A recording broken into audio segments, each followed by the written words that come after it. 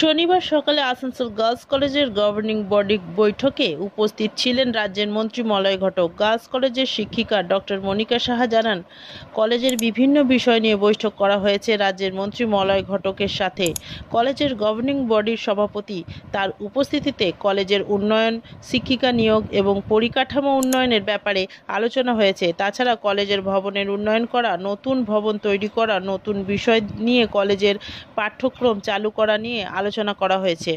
Green Asansol, clean Asansol. যে মন্ত্রী কলেজে এসেছিলেন, কিসের নিয়ে কি?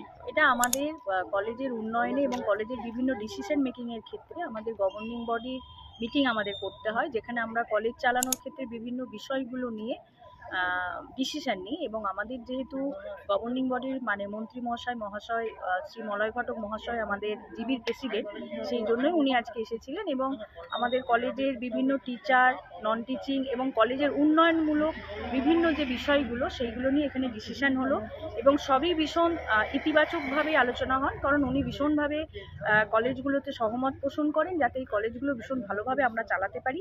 সেই জন্য আমরা আমাদের প্রেসিডেন্ট স্যারের কাছে ভীষণভাবে কৃতজ্ঞ।